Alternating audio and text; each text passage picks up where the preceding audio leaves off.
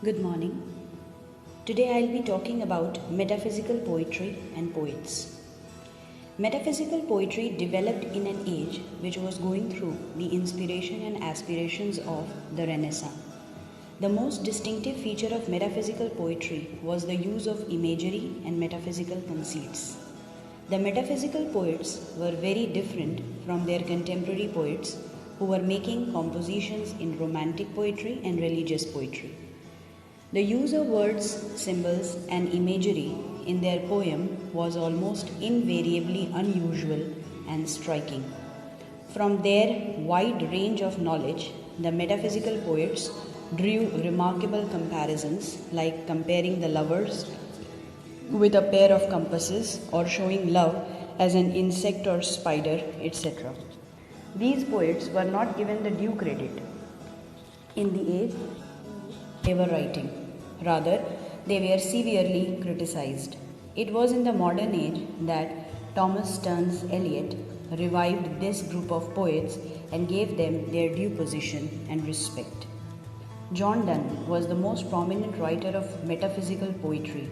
His influence was observed in courtly and religious poetry of his times. His writing style depicted wit, analytical mindset, and preoccupation with rare themes. The metaphysical school of writing included some minor poets like George Herbert, Richard Crashaw, Henry Vaughan, Robert Herrick, Thomas Carlyle, and Andrew Marvell. Being the prominent poet of metaphysical school, John Donne was the most independent of the poets. His writing was like a revolt against easy and fluent style of writing. The stock imagery and pastoral writing of Spenser was the dominant fashion of the time, and John Donne was composing a poetry that was vigorous, forceful, and strangely harmonious. Whether it is the love poems or the religious ones, all of them had a unique remark as far as the poetry of the period is concerned. Another important element which was a part of his poetic writing was the use of language. He used vivid and shocking language that was colloquial and not conventional. Sometimes in the poetry of Donne and other metaphysical poets, a thread of satire is also evident. We can very well remark that John Donne was a psychological poet. Because different from his contemporaries, he was writing to capture the attention of the readers and not merely entertaining them. If we look at the religious poetry of John Donne, we witness the expression of deep and troubled soul. These religious poems express the subtlety of intellect and the extensive learning of the poet. Dryden once remarked that Donne affects the metaphysics.